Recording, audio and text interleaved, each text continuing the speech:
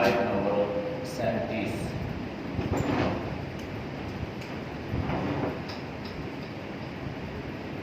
آیت نمبر 37.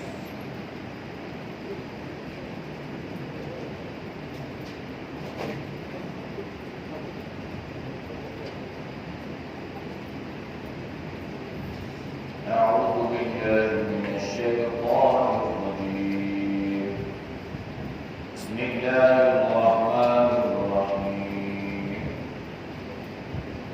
وما كان هذا القرآن أن يفترى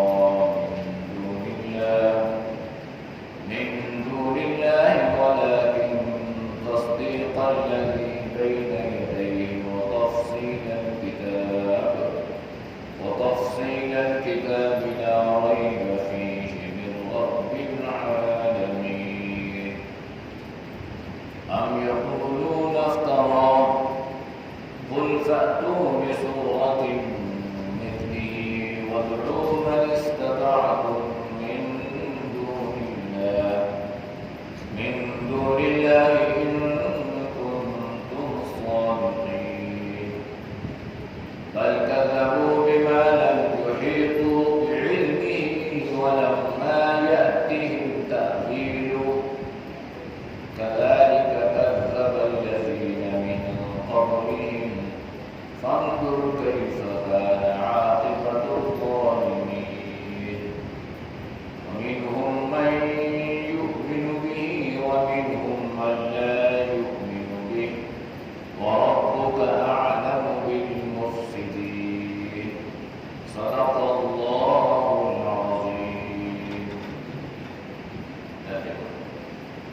وما كان اور نہیں ہے هذا القرآن یہ قرآن ان یفترى کہ بنا لے من دون اللہ اللہ کے ناصر لیکن تصدیق الذی تصدیق کرنے والا ہے الذی اس چیز کی بین یدیہ جو ان کے پاس ہے وہ تفصیل کتاب بھی اور تفصیل بیان کرتا ہے کتابوں کی لا ریب فیہ شک نہیں ہے اس میں من رب العالمین پروردگار عالم کی طرف سے ہے. ام یا یقولون کہتے ہیں افتراہ اس کو بنا لایا. قل کہہ دیجئے فاتو پس لے آؤ بصورت کوئی ایک صورت مثلی اس کے برابر وَدْعُوا اور بلاؤ من اس شخص کو استطاعتم جس کی تم طاقت رکھتے ہو من دون اللہ سوائے اللہ ان کنتم صادقین اگر تم سچے ہو. بل کذبوا بلکہ انہوں نے جھٹلایا بما اس چیز کو لم یحیطوا نہ احاطہ کیا بعلمہ اس کے علم کا ولما اور نہ یأتیہم آئی ان کے پاس تأویلہ اس کی حقیقت. کذالک اسی طرح کذب الذین جھٹلایا ان لوگوں نے من قبلہم جو ان سے پہلے تھے. فانظر پس دیکھیے کیف کیسے کان ہوا عاقبۃ انجام الظالمین ظلم کرنے والوں کا. ومنہم اور ان میں سے من وہ بھی ہے یؤمن بہ جو ایمان لائے گا اس پر. ومنہم اور ان میں سے من وہ ہے لا یؤمن بہ جو ایمان نہیں لائے گا اس پر. وربک اور تیرا اعلم خوب جانتا ہے بالمفسدین فساد کرنے والوں کو یعنی شرابی کو. آیات کا ماقبل آیات کے ساتھ جواب کا تعلق یہ ہے کہ اللہ نے آپ صلی اللہ علیہ وسلم کو فرمایا کہ آپ ان مشرکین سے چند سوالات ہیں. وہ سوال بھی اللہ نے آپ کو بتلائے.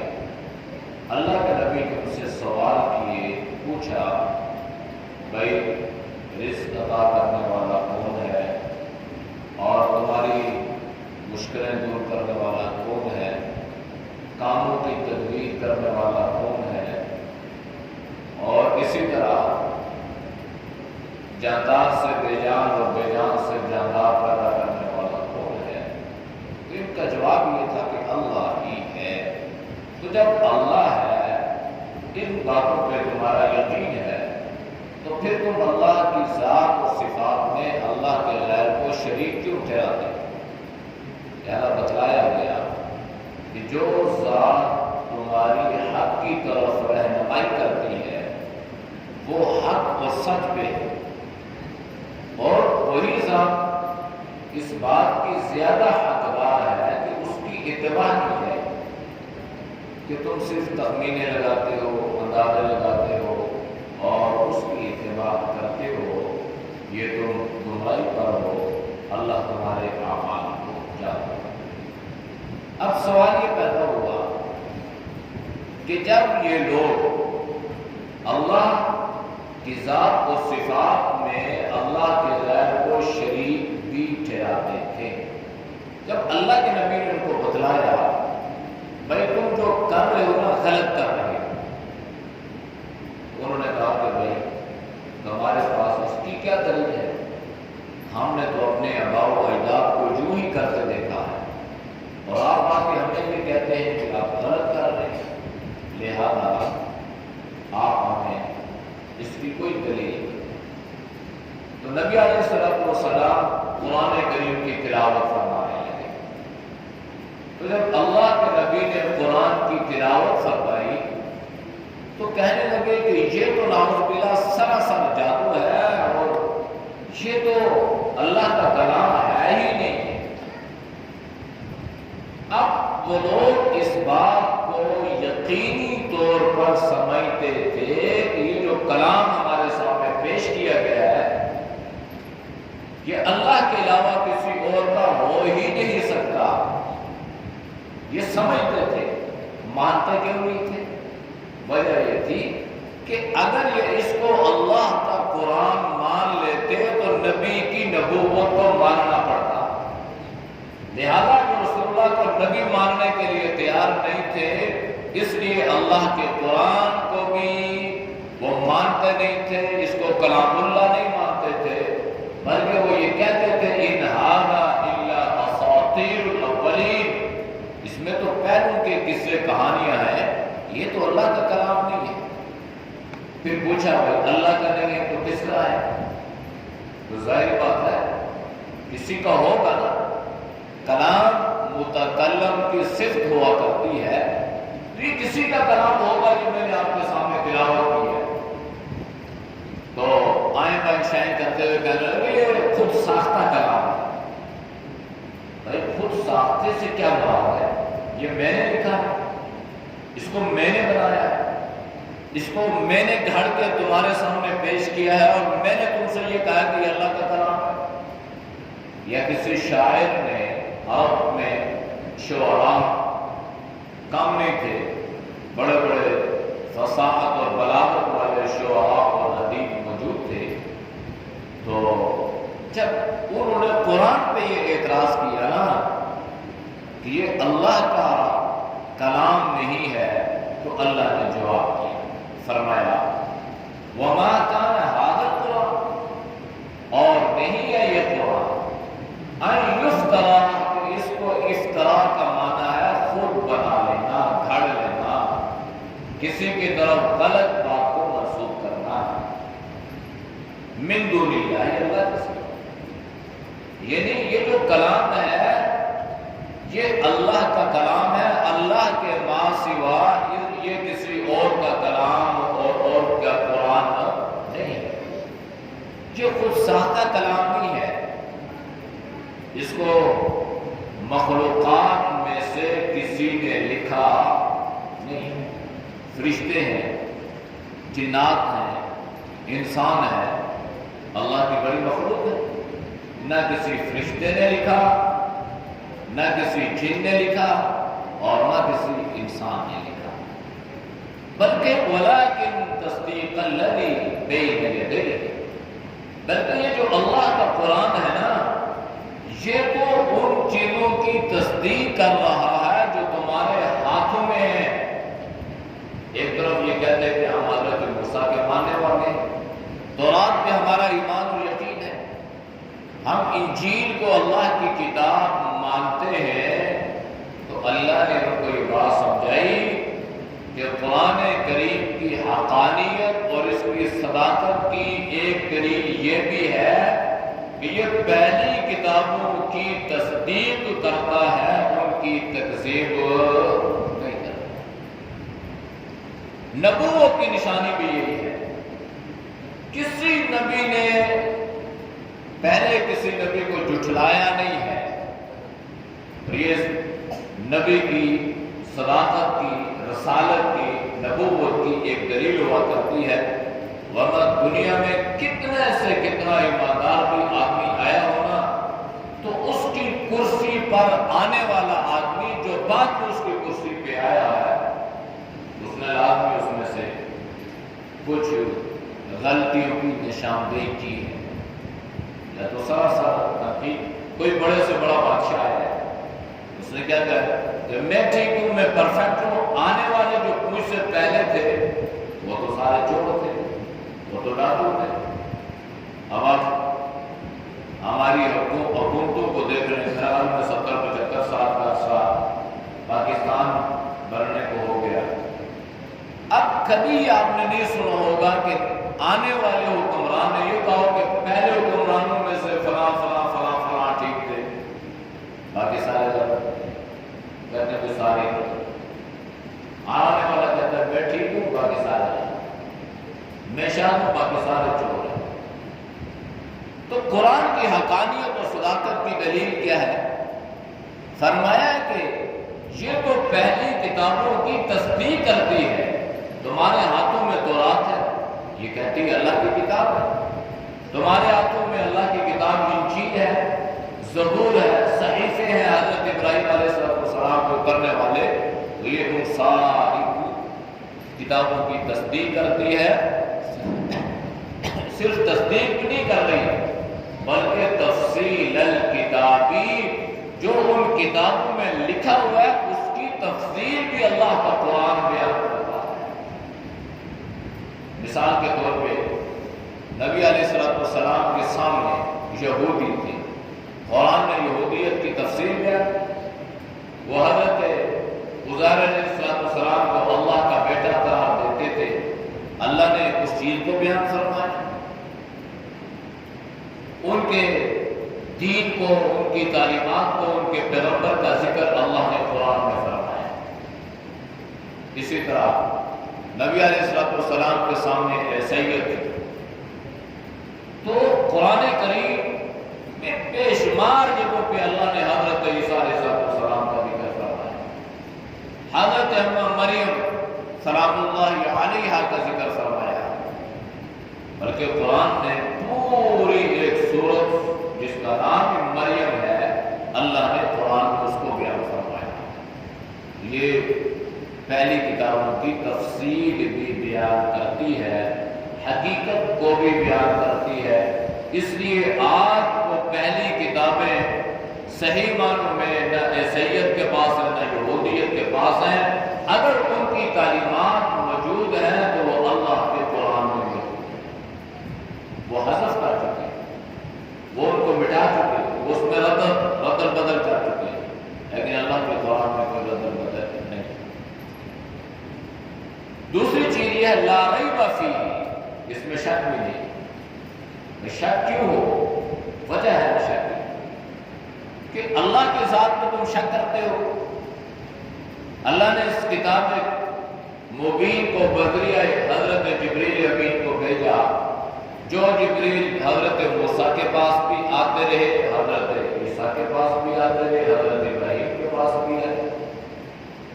تو اگر موسیٰ علیہ السلام پہ آنے والا جبریل حق اور سچ پہ ہے تو آپ صلی اللہ علیہ وسلم پہ آنے والا جبریل بھی حق اور سچ پہ ہے۔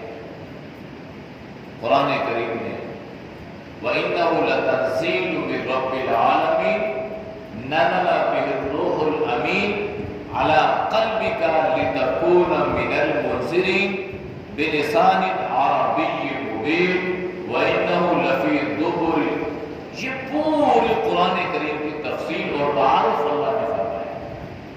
اللہ کی طرف سے آیا، جبریل امین لے کر آیا، اور علی قلبی کا آپ صلی اللہ علیہ وسلم کے سینے مبارک میں اللہ نے اس قرآن کو محفوظ فرمایا. لِتَكُونَ مِنَ الْمُنذِرِينَ، تاکہ اس کے ذریعے سے آپ لوگوں کو ڈرائیں. تو قرآن اس میں شک نہیں ہے. شک اس لیے نہیں ہے کہ اللہ کا کلام ہے. جس طرح اللہ کی ذات میں شک نہیں ہے، اسی طرح اللہ کے کلام میں بھی شک ہے. من رب العالمین، اس لیے شک نہیں ہے کہ یہ انسانوں کا کلام نہیں ہے، بلکہ یہ عالم کا جو رب ہے، جس کو پروردگار عالم کہتے ہیں، ساری کائنات کو جو پالنے والا ہے، یہ اس کی طرف سے ہے. یعنی اللہ نے جواب دیا نا. لوگ کہتے ہیں فلاں کا اللہ نے فرمایا، نہیں، غلط ہے. یہ اللہ کی طرف سے ہے، اللہ کا کلام ہے. تو اللہ کے کلام میں کوئی شک و شبہ نہیں. انسان کے سمجھنے میں کمی کوتاہی ہو سکتی ہے، کیونکہ ناقص العقل ہے، کمزور ہے. لیکن اس سے مراد یہ نہیں ہے کہ اللہ کا کلام جو ہے اس میں کوئی کمی کوتاہی، بلکہ آج کل جدید زمانے نے قرآن کریم کی صداقت اور حقانیت کو مزید واضح کیا ہے. قرآن کریم کی جو آیات ہیں، چھوٹی ہیں بڑی ہیں، جیسے قل هو اللہ احد، یہ گرامر کے اعتبار سے بھی آج تک اس کا کوئی مقابلہ نہیں کر سکتا. اور بڑے سے بڑے آدمی جو گرامر میں ماہر ہو، وہ بھی قرآن کریم کی کسی آیت میں تنقید نہیں کر سکا کہ نہیں، اس آیت کو یوں ہونا چاہیے اور اس جملے کو یوں ہونا چاہیے، اور یہ ایسا تو تب یہ جملہ ٹھیک ہے ورنہ غلط. آج بھی کمپیوٹر میں اگر کوئی آدمی ایک سافٹ ویئر بنی تھی جس میں انہوں نے یہ تجربات کیے کہ قرآن کریم کی آیات میں کمی بیشی کر کے اس کو اس میں ڈالا گیا، تو آگے سے صرف ڈاٹ ڈاٹ ڈاٹ نشان نشان نشان بالکل بتا دیا قرآن میں کہ یہ غلط ہے. تو جب صحیح آیت لکھ کے اس میں ڈالی جاتی، وہ جملہ ان کے سامنے آ جاتا کہ یہ قرآن کی جو آیت ہے، تو یہ اس میں اللہ نے اس جملے کو یا اس کلام کو، اس بات کو بیان فرمایا ہے. تو جتنا جتنا زمانے میں یہ دنیاوی اعتبار سے ترقی کی طرف جا رہا ہے، اتنا اللہ پاک قرآن کی حقانیت اور صداقت کو مزید واضح کر رہا ہے. ہم یقولون، یا یہ لوگ کہتے ہیں کہ افتراء، اس کو بنا لیا ہے. اچھا چلو 1 منٹ کے لیے اللہ نے فرمایا ٹھیک ہے، میری بات پہ یقین نہیں ہے کہ یہ اللہ کا کلام ہے. چلو یہ لوگ کہتے ہیں اس کو کسی نے بنایا ہے، گھڑا ہے کسی نے، تو ٹھیک ہے. قل، آپ انہیں الزامی جواب دیں، آپ ان سے پوچھیں فَأْتُوا بِسُورَةٍ مِّن مِّثْلِهِ، ایسا کرو کہ اگر یہ کسی انسان کا کلام ہے تو تم پورا کلام نہیں، پورا قرآن نہیں، بلکہ قرآن کی ایک سورہ مبارکہ کی طرح کوئی سورت بنا کر لے آؤ. جب قرآن نے یہ چیلنج کیا، ایسا نہیں ہے کہ جواب نہیں دیا گیا، یہ جواب دینے کی کوشش نہیں کی گئی. اس کا جواب دینے کے لیے بڑے بڑے وسائل خرچ کیے گئے، اور اس پر شعراء کی باقاعدہ ایک ٹیم کو مقرر کیا اور ان کو الگ حجرے بنا کے دیے. دور، بال بچوں سے دور ہو، تمہارے گھر کے سارے اخراجات ہم پورے کریں گے، تمہاری ذمہ داری یہ ہے کہ تم اس قرآن کی طرح کوئی سورت بنا کے پیش کرو. بڑے بڑے شعراء. تو ایک شاعر کو بڑا فصاحت اور بلیغ کا اس کو دیا گیا، سب کا ہیڈ بنایا گیا. تو 6-7 ماہ گزر چکے. لوگوں نے پوچھا کہ بھائی آپ نے اس سے کارگزاری کو معلوم کرے نا، 6 مہینے کا عرصہ گزر چکا ہے، ایک سورت. تو جب یہ دیکھا تو وہ جو بڑا کا تھا سردار سرگنا، اس کے پیچھے بہت بڑا کاغذات کا ڈھیر لگا ہوا. یہی پر یہ کیا ہے انہوں نے کہا بھائی میں نے قرآن کی ایک سورت کا انتخاب کیا، اس کا جواب میں دوں گا۔ کون سی سورت؟ سورۃ الفیل، الم تر کیف فعل ربک باصحاب الفیل۔ اب اس کا جواب وہ دینے لگا تو یہ آیت لکھی اس نے، الم تر کیف فعل ربک باصحاب الفیل، آگے اس نے لکھا الفیل والفیل وما ادراک ما الفیل۔ یہ آیت لکھنے کے بعد آگے اس نے کچھ ذکر کیا، پھر اس نے پڑھا تو کہنے لگا کہ یہ تو جملہ بھی ٹھیک نہیں ہے، گرامر کے اعتبار سے یہ جملہ ٹھیک نہیں ہے، لہذا اس کو پڑھا اپنے پیچھے پھینک، پھر لکھا، پھر اس نے غور کیا، کہنے لگا نہیں اس میں یہ جملہ ٹھیک نہیں ہے، پھر پڑھا، 6 مہینے لکھتا رہا، پڑھتا رہا، لکھتا رہا، پڑھتا رہا، اس کے پیچھے دعوات کا ڈھیر لگ گیا، لیکن قرآن کریم کی سورۃ الفیل کا جواب وہ دے نہیں سکتا۔ تاریخ میں یہ بات لکھی ہے، تو اس لیے اللہ نے فرمایا ٹھیک ہے تم اس کو اللہ کا کلام نہ مانو تو نہ مانو، تمہارے اوپر زور زبردستی تو نہیں ہے، لیکن خالی نہ مانو والی رٹ کافی نہیں ہے نا، دلیل لے کے آؤ تو ٹھیک ہے۔ اگر یہ اللہ کا کلام نہیں ہے تو ایک سورت، یہاں پہ اللہ نے ایک سورت کا ذکر فرمایا، جب وہ ایک سورت سے بھی رہ گیا تو اللہ نے فرمایا ٹھیک ہے چھوٹی چھوٹی 10 آیات، الطور، ان آیات، والنجم اذا ہوا، الطور مطور، والطور وکتاب مسطور فی رق، یہ چھوٹی چھوٹی آیات یہ بناتے نہ بناتے۔ پھر فرمایا کہ اچھا اگر یہ بھی نہیں کر سکتے ہو چلو ایک آیت تو بنا کے لائے، نہ ایک سورت بنا سکے، نہ 10 آیات بنا سکے، نہ ایک آیات بنا کے لا سکے، اور آج تک اللہ کے فضل سے کوئی بنا کے لا، اور قیامت کی صبح تک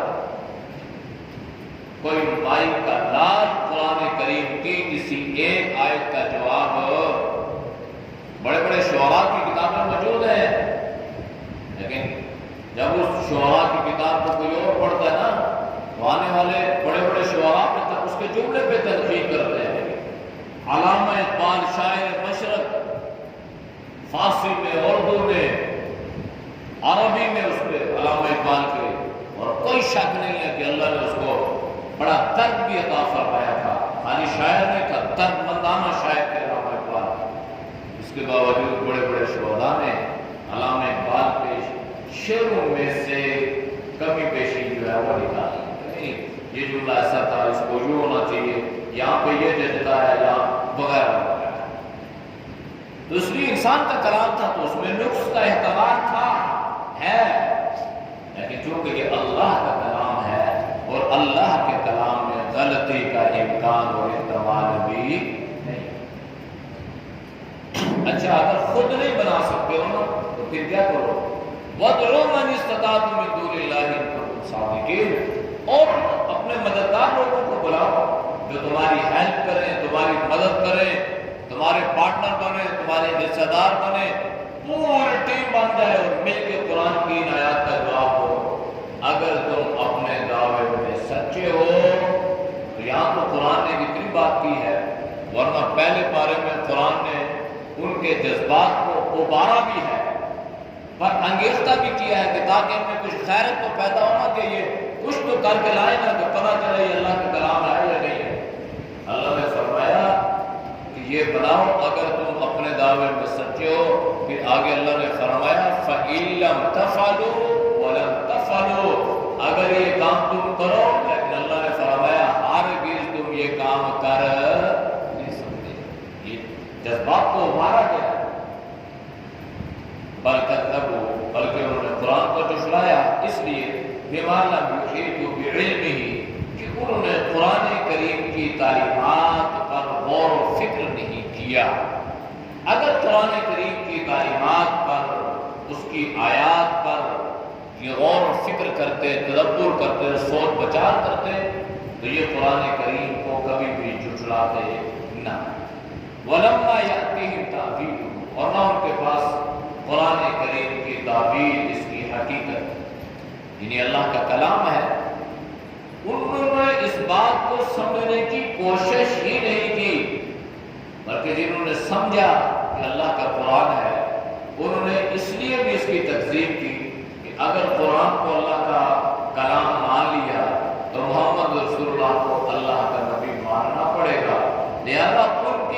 کو تو ماننا نہیں ہے تو اس کے لیے ضروری ہے قرآن کا انکار کرو۔ کذالک اسی طرح کذب الذین جھٹلایا ان لوگوں نے من قبلہم جو ان سے پہلے تھے، فانظر کیف کان عاقبۃ الظالمین، ظالم ہے ظلم کرتے ہیں اپنے جان پہ تو ان کا انجام دیکھو، ان کا انجام کیا ہوگا، کیسے ان پہ اللہ کے عذاب ہے۔ وَمِنْهُمْ اور ان میں سے مشرکین میں سے مَن يُؤْمِنُ بِهِ وہ بھی ہوگا جو اس پر ایمان لائے گا، وَمِنْهُمْ مَن لَا يُؤْمِنُ بِهِ اور ان میں سے وہ بھی ہے جو اس پر ایمان بمانے ایمان بھی ہے اور ایمان بمانے یقین بھی ہے، یعنی بعض لوگ اس پہ یقین کر لیں گے کہ اللہ کا قرآن ہے اور ان میں سے اکثر لوگ اس پہ یقین نہیں کریں گے۔ اللہ نے خیر اور شر کو تو پیدا کیا، حق اور باطل کو تو پیدا کیا، لیکن ہمیں اس بات پہ اللہ کا شکر ادا کرنا چاہیے کہ اللہ نے ہمیں ان لوگوں میں سے بنایا جو اس پر ایمان رکھتے ہیں۔ اللہ نے فرمایا کچھ لوگ وَمِنْهُمْ اور اس امت میں سے ان لوگوں میں سے بعض لوگ مَن يُؤْمِنُ بِهِ جو اس پر ایمان لائے گا، وَمِنْهُمْ مَن لَا يُؤْمِنُ بِهِ اور اس میں وہ بھی ہوں گے جو اس پر ایمان تو ہمیں اس پہ اللہ کا شکر ادا کرنا چاہیے کہ اللہ نے ہمیں ان لوگوں میں پیدا فرمایا کہ جو ہم قرآن پر ایمان بھی لائے، قرآن کی حقانیت، قرآن کی صداقت پر ایمان بھی ہے اور ہمارا 100% اس بات پہ یقین ہے کہ یہ اللہ کا کلام ہے، اس میں شک نہیں ہے اور اللہ کی سب سے زیادہ سچی کتاب ہے۔ وَرَبُّكَ أَعْلَمُ بِالْمُفْسِدِينَ باقی یہ جو شرارتی لوگ ہیں، فساد کرتے ہیں، دین پہ عمل نہیں کرتے، تو اللہ انہیں خوب جانتا ہے۔ یہ اللہ نے انہیں تنبیہ کی ہے کہ تم شرارتیں کرتے ہو، میرے علم میں ہے، میرے نوٹس میں ہے، پھر تمہیں میں اپنے جان سے آگاہ کر رہا ہوں کہ جس طرح پہلے لوگوں کا حشر ہوا تمہارا حشر بھی ویسے ہی ہوگا۔ اعوذ باللہ من الشیطان الرجیم، بسم اللہ الرحمن الرحیم، وما كان هذا القرآن أن يفترى من دون الله ولكن تصديق الذي بين يديه وتفصيل الكتاب لا ريب فيه من رب العالمين أم يقولون افترى قل فأتوا بسورة مثله وادعوا من استطعتم من دون الله إن كنتم صادقين بل كذبوا بما لم يحيطوا بعلمه ولما يأتهم تأويله كذلك كذب الذين من قبلهم فانظر كيف كان عاقبة الظالمين ومنهم من يؤمن به ومنهم من لا يؤمن به وربك أعلم بالمفسدين۔ الحمد لله رب العالمين والعاقبة للمتقين والصلاة والسلام على النبي الكريم۔ یا ہم سب کے ساتھ گناہوں کو معاف فرما، گناہوں سے حفاظت فرما، نیک اعمال کی توفیق نصیب فرما۔ یا اللہ برے معاصی برے خیالات سے، شرک و بدعت، رسومات و خرافات سے اللہ ہم سب کی حفاظت فرما، پوری امت کی حفاظت فرما۔ یا اللہ ہم سب کو قرآن کی تعلیمات کے عمل کی توفیق نصیب فرما۔ یا اللہ اس قرآن کریم کو ہمارے لیے دین اور دنیا کے اعتبار سے، دنیا اور آخرت میں یا اللہ عزت کا ذریعہ بنا، بخشش اور مغفرت کا ذریعہ بنانا۔ یا اللہ اس قرآن کو ہمارے حق میں شفیع بنانا اور اللہ اس کی سفارش کو ہمارے حق میں قبول فرمانا۔ صلی اللہ علیہ وسلم وعلی آلہ وصحبہ اجمعین برحمتہ